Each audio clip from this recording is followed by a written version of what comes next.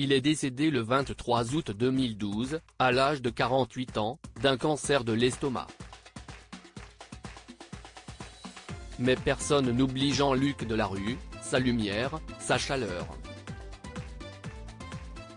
Alors qu'elle discutait du monde de la télévision avec Adeline Blondiot lors d'un live organisé sur Instagram, le 28 juillet 2022, Sophie Favier a avoué que sa plus belle rencontre, dans le milieu, avait été celle de l'animateur de l'émission Ça se discute.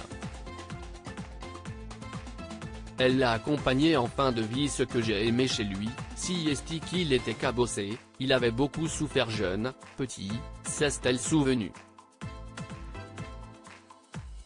Et c'était un homme de lumière, d'une grande exigence intellectuelle. Une sommité.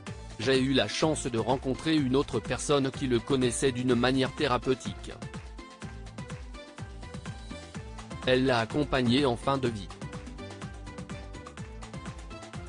Je peux le dire maintenant parce qu'il n'est plus là, elle lui prodiguait des soins corporels tous les jours, vraiment à la toute fin de sa vie. Et elle m'a dit, Sophie, si est un grand homme.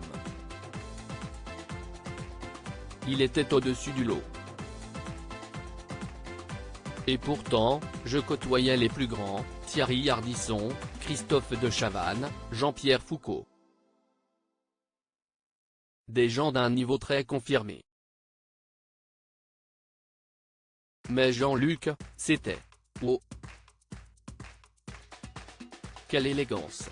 Il était tout simplement follement séduisant. Sophie Favier avait eu, à vrai dire, plus qu'un coup de cœur professionnel pour Jean-Luc Delarue. Dans son livre Jamais aussi bien qu'à 50 ans, paru durant l'année 2016, la présentatrice avouait qu'elle avait été amoureuse, un temps, de son confrère. Et qu'il s'était même passé un petit quelque chose entre eux. Je l'admirais intellectuellement, mais aussi parce qu'il était tout simplement follement séduisant, écrivait-elle dans son ouvrage. Il avait des yeux chaleureux.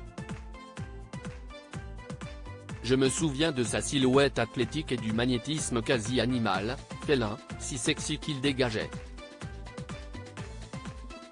Mais elle attendait, à l'époque, quelque chose de consistant, un véritable amour, et n'était pas parvenue à faire entrer Jean-Luc Delarue dans cette case. Un bien pour un mal, Sophie Favier a provoqué un véritable coup de foudre la première fois qu'elle a croisé Bruno Prost, qui est toujours, en 2022, son compagnon actuel. L'âme sœur n'était donc pas bien loin.